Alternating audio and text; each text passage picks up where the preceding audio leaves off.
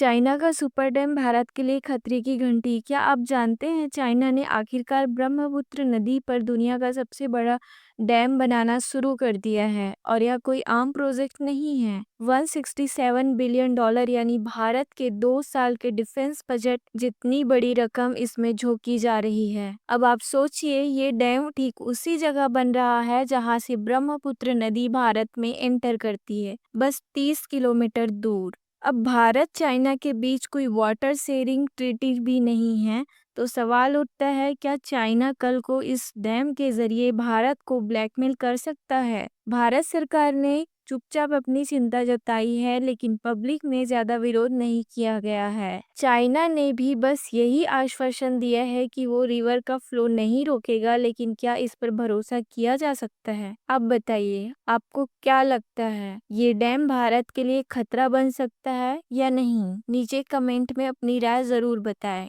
Bharat America trade deal deadline सिर पर, लेकिन डील अभी भी अधूरी। अगला अपडेट अमेरिका से आ रहा है। भारत की ट्रेड टीम अमेरिका से लौट आई है, लेकिन डील अभी तक फाइनल नहीं हुआ है। अभी भी एग्रीकल्चर और ऑटो सेक्टर में दोनों देशों के बीच डिफरेंस बाकी है। रिपोर्ट्स कहती है, अगर डील नहीं हुई तो ट्रम्प भारत पर 10 से 15% टैरिफ लगा सकता है। 1 अगस्त की डेडलाइन बेहद करीब है। अब सवाल है, क्या अमेरिका की टीम भारत आकर फाइनल बातचीत करेगी या फिर डील वहीं फंसी रह जाएगी? ब्रिटिश F-35 फाइटर जेट का भारत में इलाज पूरा।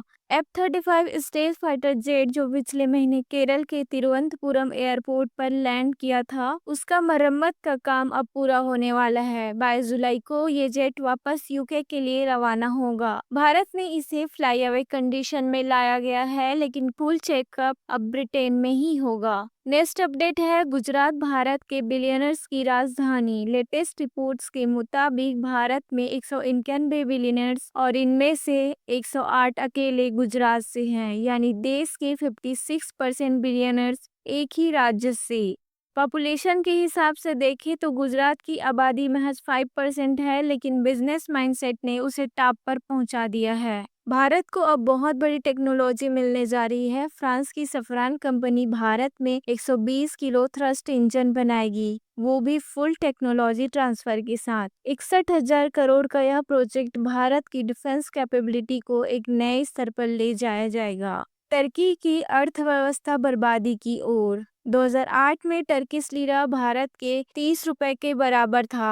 आज 2025 में गिरकर सिर्फ 2 रुपए 13 पैसे रह गया। लोग अपनी करेंसी की बजाय डॉलर और यूरो में डील करना पसंद कर रहे हैं। टर्की की इकोनॉमी 95% गिर चुकी है और इन्फ्लेशन 35% पार पहुंच गया है। अर्दगान का फोकस इकोनॉमी सुधारने से ज्यादा ऑटोमन एम्पायर की बात करने पर है।